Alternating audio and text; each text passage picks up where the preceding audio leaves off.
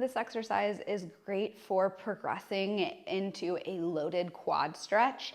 A lot of people will struggle with getting their quad to lengthen under load and tolerate load, especially if you have a history of tight quads or a history of any sort of knee pain. And you'll end up having difficulty with things like lunges or rear foot elevated split squats or Bulgarian split squats. This exercise will help you build the tolerance for those exercises. It's also just really great for building some strength in a lengthened position for your quads. So you're going to have something to hold on to, and you want to get into a split squat position. And usually we tell you to put your weight on the front leg, but because we're loading the back leg, which nobody likes to pay attention to, but it's still there, we are going to put our weight into the back leg, but keeping our heel off the ground.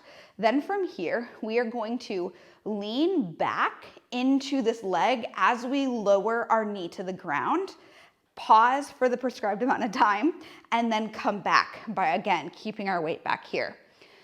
Usually I'll have people lower over 3 to 5 seconds, pause for a couple of seconds, and come back. This will feel like a really big stretch, so please work your way into your depth.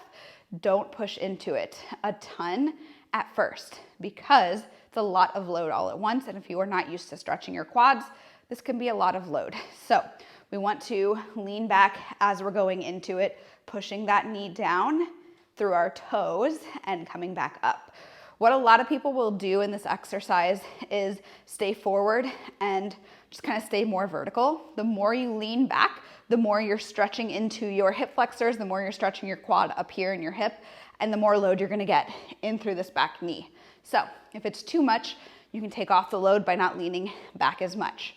The other thing to pay attention to, when you lean back, we don't just want your rib cage to flare forwards like so, because usually people will run out of space in their hip before they actually load their quads.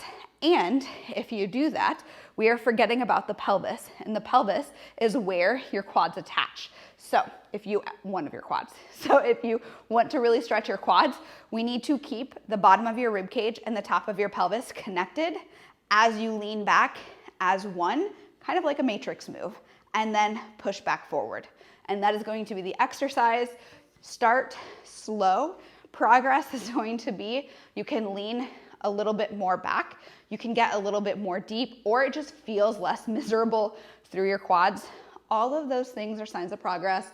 Over time, you will want to add either more depth, more of that range of motion, or just more time under tension and more reps. So we can also eventually add load with dumbbells and things like that as well. But generally speaking, I usually have people progress with depth and time first. So make sure you're not pushing into any pain and proceed with caution, and you should reap all the benefits of that exercise.